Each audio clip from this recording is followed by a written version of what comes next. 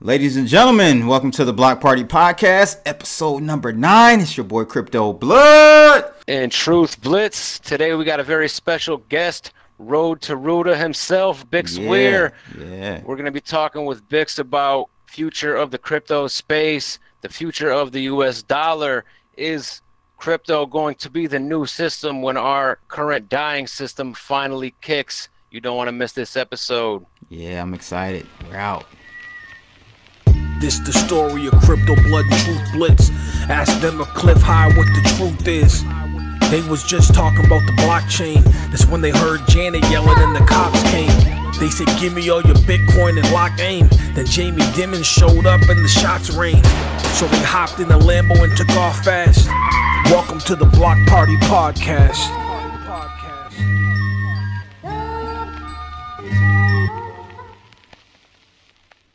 Ladies and gentlemen, welcome to another episode of the Block Party Podcast, episode number 9. And I'm so glad to have my man, Road to Ruta, Bix Weir.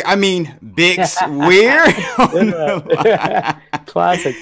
Oh man, glad to have you on, Bix. Finally, we had some trouble earlier. We talked about that, but tell us about you, Bix. Tell us about the Road to Ruta.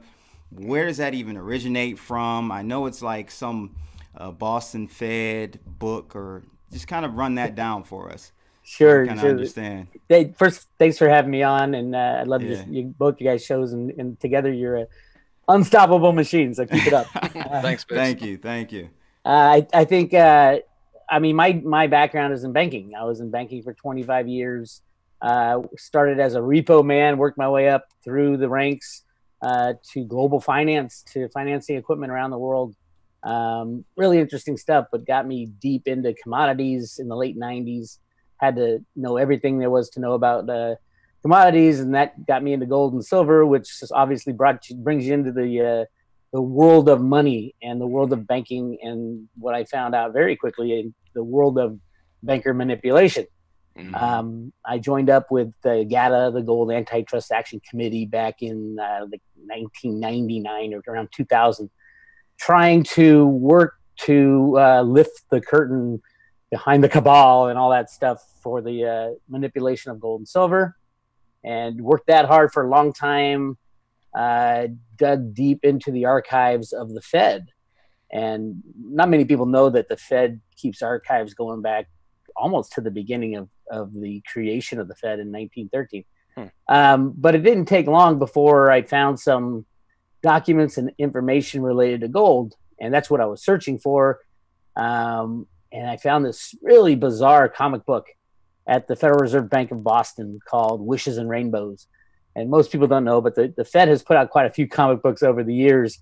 Most of them are kind of benign. Here's how money's created, and it's geared towards teaching children about money.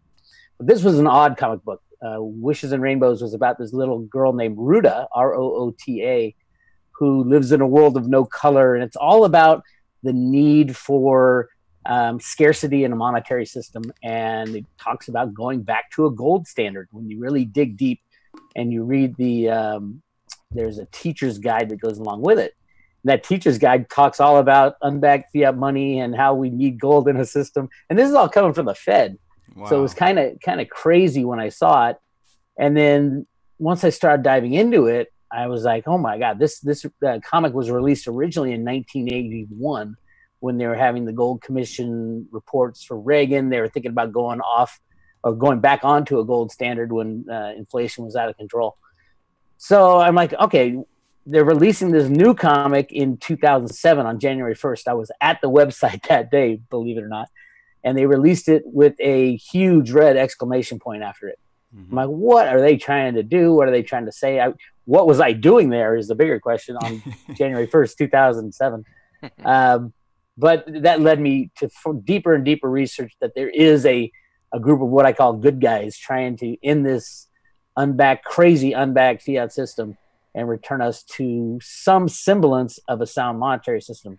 At the time, it was before the introduction of the Satoshi white paper. This was 2007, so everything was about going back to gold. That was our only hope. But there's so many problems with going back to a gold standard from the current system. It was always going to be chaotic and hectic. And then all of a sudden we have the 2008 crash, and all the gold bugs are saying, this is it. Hang on tight. Here we go. And unfortunately, the congressmen and the people in the United States weren't ready to stand up and say, no more bankster manipulation. So we bailed out the banks again. And it was, 2 months later that Satoshi published his white paper, and the cryptos were born. Yeah. So really interesting times. And then I moved from literally understanding the deepest secrets of the gold market to, hey, there's another system. There's another way forward besides imploding everything and hoping that people accept the gold standard. So what made you, what was that thing in your mind, Bix, that said like, wow, cryptos really may be that alternative? Like, I know we have gold, we have silver, but we operate, the gold and silver markets operate within their parameters, within their paradigm. So we know we won't see true pricing done in that on the COMEX and everything. But what made you realize cryptos were great and possibly could liberate the normal people? Well, you're absolutely right that there was always a problem. But the bigger problem was they owned all the gold and silver. So even if we went to a gold and silver standard, we were right. That's true too. Basically, the same system would be in place. But I wasn't a fan of cryptos when it first came out. Like most people, it's unbacked. It's backed by nothing. I made all the same arguments that the gold bugs make today. Right. And it wasn't until I started listening to Cliff and talking to Cliff High and kind of getting his take on, hey, this has been in my data since before Bitcoin was released. This is not in. You got to look at it differently. You got to study it and you got to understand it. That this isn't. All currencies are based on trust in the system, trust, and they don't have to be backed by anything. Gold isn't backed by anything; it's a piece of metal. The cryptos are kind of backed by mathematics. The laws of mathematics is what, if you're looking for something to back something with, I would say the laws of mathematics. That's what adds the trust to the system. Correct. And the protocol of the blockchain and Bitcoin. So yeah, that's kind of what got me to change my mind and analyze it more. And then once I started to get a hint of what was possible, I started to come on board. And then as the cryptos developed and evolved and became anti-fragile, as Cliff calls it, every time it breaks down, it gets fixed. It got stronger and stronger. I'm like, well, maybe this will work. And then there's been all kinds of changes and motions and movements since then. And the adoption really of those guys behind the scenes saying, I think we're going to give this thing a try and we're going to have to protect it. I'm definitely glad that you were able to change your mindset about cryptos, because, so many times, and I've seen so many people, I'm very critical of Peter Schiff and many others that's in the precious metals arena, where they're just stuck on this one concept. It's good to be able to kind of change your mind if need be. If new data is presented to you, you assess it and you change your thought. But so I'm really glad to see you in this space with the type of experience that you have. It'd be definitely great to have you bring more people in, from the precious metals. And it's not a war. It's not like it's PMs versus cryptos. We should all be working together to defeat this cabal. Absolutely. And guys like Peter will come around. I heard his company now accepts cryptos for like gold money or something like that. So that might be his process. His process might just take longer. And, at the end of the day, he's going to have to go with the flow because everybody else is going there. And, him and Chris Dwayne will come around. I don't know if Chris will ever come around, but definitely Peter will come around and say, well, I don't like it, but, you guys win, I'll participate. And then he'll sooner or later come to because he's a smart guy. He'll come to the understanding that this is something completely new and completely different. And it is backed by a faith in math. And that's what we're going to need, is faith in something other than human beings, which is really cool to think about. So before we get into the kind of the topics that we wanted to discuss with you today, I jokingly at the beginning called you Glicks. Man, can you please this? I don't know about you. I would be like creeped out, honestly, if I were you. What is this whole Glicks thing? Let everyone know. So the Federal Reserve Bank of New York has come out with a new comic book series, and this is the first since the Road to Ruta comics in 2007. And so they redid this old comic book called Once Upon a Dime. One of those kind of boring kids comic books, but in the redo, they turned it into a high-tech world and absolutely kind of pushing the idea of we are moving into a high-tech world as far as currencies are going as well. And then the second edition of this comic came out, and there was a character in there named Glix, Glix. And I know the Fed. I have emailed the Fed, had conversations with the Fed Boston. I know that they know what I'm doing, and the powers that be know what I've discovered, because they really hid it in plain sight. So they're messing with me, and this character runs around trying to discover the secrets of the Fed and dives into its archives just like I did. And then it turns into a rock star. I always wanted to be a rock star when I was a kid. Used to like play guitar and sing in bars. So the whole thing is hysterical on one hand, but on the other hand, it's a very positive message. And the Fed's saying, hey, we are moving into this new world, and it is important that everybody understands the past so we can move forward into the future. So, I mean, you've brought this up before. A lot of people, such as yourself, Cliff, have talked about this, and you know, I've been saying this is happening for a while, and it hasn't happened yet on a large scale, other than 2008. But do you think we're heading for that major economic crisis? I mean, because all the writing seems like it's on the wall, and I know your theory that there's the good guys in the background trying to transition us into a system so that we just don't go from our current monetary system to total chaos. So, I mean, do you think that is coming, that we're fast approaching that kind of thing that we haven't seen since the Great Depression? Absolutely. I wouldn't quite equate it to what was going on in the Great Depression. I think we're approaching another moment just like 2008. Okay. 2008, I think, was an orchestrated moment going back to when guys like Greenspan and Robert Rubin took all the controls away from derivative expansion for the banks. Basically, they said, hey, you guys are big boys, you can regulate yourselves. And all of a sudden, we have hundreds of quadrillions of dollars in derivatives. They can't regulate themselves. If you give a bank enough rope to hang himself, he's going to hang himself. Mm-hmm. They're greedy, they are criminal, they are corrupt. So that's what has been going on with the derivative side. And the derivatives are exactly what Warren Buffett said. They're weapons of mass financial destruction. Because if you have a large enough derivative default, with right now, as of today, Deutsche Bank has been put on negative watch by S&P with their A- rating. And they just fired their CEO again, John Cryan. So they're kind of floating out there in a storm without a engine, rudder, or a paddle. Right. And they are the largest derivative holders with about 60 trillion in derivatives. So the way a derivative meltdown would work was kind of like in 2008. You have some of the bigger banks, like AIG at the time was the large holder of mortgage-backed derivatives. But they were so connected with all the banks that the ratings banks they gave you good ratings for all that debt, right? It was ridiculous. So they started defaulting on their derivative payments, which basically triggers an avalanche of defaults because banks use derivatives to hedge a lot of positions. And if the person you bet with isn't going to live up to their hedge, all of a sudden that gets exposed to their balance sheet. Because derivatives, for the most part, are completely off balance sheet, completely side bets. And we saw what happened in 2008. And I think we are inching toward the exact same thing in 2018.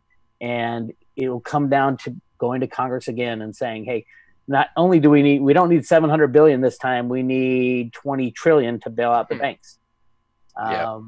And I don't think it's going to happen. I think we've learned enough since 2008 that we can say, no, but we didn't have a way out. That was the key. Right. And now we have cryptos and the crypto community, the crypto revolution, crypto economies are being built. That's part of the reason why I think they're going to stop this latest manipulation now is they need more energy going into the cryptos this summer to really build out these infrastructure type of solutions within the cryptos. If we really think we can transition from that old system to something new. That's interesting. Yeah, I always had pictured it being, worse than 2008. And I don't know. I would rather us, because 2008 was bad enough. I remember. But it didn't. But the system didn't stop, and that's what the bailout was when Senator Kaczorski or whatever his name was came and said we had hours left before everybody lost everything. And it happens really easily with these too big to fail banks because JP Morgan goes down. It means every bank who does business with them goes down. Every bank who their customers do business with goes down. And then it's just like a matter of weeks before all banks, brokerage houses, anything financial seizes up and is unable to work. And then you don't have any flow of money, which is the blood, and everything dies. And where do you go? You got no food, you got no water, you got no electricity. So my question though is, because I really started getting into this whole rabbit down the hole type of research after the collapse of 2008, and really that was the veil that lifted my head to realize that, hey, this system is a piece of crap. It's nothing. It's an illusion. But do you think, because since 2008, I've been watching everyone online on YouTube, from you to Cliff to, Peter Schiff, everyone online that has a voice and I would consider credible. Do you think they can just kick the can again, though? Can that be a scenario? We've seen it for 10 years now, basically. Is there a way for them to kick the can yet another 5 to 10 years? Or do you think we're toward the end of that road for kicking that can?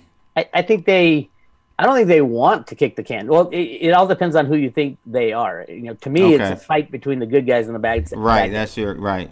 And there's people like straddling both worlds saying, okay, I got to help these guys because, and I know all the evil deeds I've done in banking, not me personally, but I know people who have, and they say, oh my God, I have to keep this system going or I'll be exposed for what I've done. All the people who I work for, literally in government, in the banking world, in the industrial world, who have been kind of pulling the strings, who know about the type of manipulation that it has taken to carry this ball forward for the past, since the invention of computers, really back in the, at least the implementation of it back in the 60s. This has all been controlled chaos ever since the introduction of computer trading back in the 60s. So it's a situation where it's like, they all want it to end. They just don't know how to do it. And before the cryptos came around, there was no smooth transition. It was always, okay, we're going to crash all monetary systems. We're going to reallocate money based on the old gold standard that we have in our Constitution and our monetary laws. And then we're going to reallocate it to the people. We're going to close our borders and bring all our troops home, which I think we should do anyway. Mm-hmm. But so that was the only plan for a long time. And then the cryptos, they tried to do it, and then they decided to kick the can down the road again in 2008. So the biggest problem was there wasn't something else there. It was either you crash everything and hope to God that it works and it's accepted, or we have to figure something else out. And that's literally why 2 months later, Satoshi white paper came out. They had it. They had the Satoshi I agree white with paper. you. Yeah, it's not a coincidence. Absolutely not. Not at all. Absolutely. But they weren't. I don't think they were fully sure that it would work until after a couple years. Right. I do think the Mt. Gox, I think it was an attack. None of the exchanges are fully funded with their cryptos. They all rehypothecate everything. Mm-hmm. Mm-hmm. So not any of the exchanges today can survive if people pull their cryptos off the exchange. Yep, I agree. I think that's what happened to Mt. Gox. I think it was coordinated that some of the big players said, hey, we can crash this exchange that's trading 80% of the cryptos. All we have to do is pull our cryptos out, and then they're going to claim that there's a hack or something ridiculous. And all of a sudden they found a whole bunch of it was all bullshit. Yeah, so I was in cryptos back then, and when Mt. Gox went down, and I stopped trading on there because I saw it coming. It was like you would request for a withdrawal, and it would take days, and I'm like, whoa, what is going on? Yeah, so I kind of moved from Mt. Gox over to BTCE, but I guess with the Mt. Gox thing, it was funny because I remember quite clearly when Mt. Gox went down, how the mainstream media, MSM, really just with ignorance said that Bitcoin had been hacked, Bitcoin had crashed, and they never, they never like redacted any of the statements. And I really think that Mt. Gox really was probably a delay of what we see today as adoption.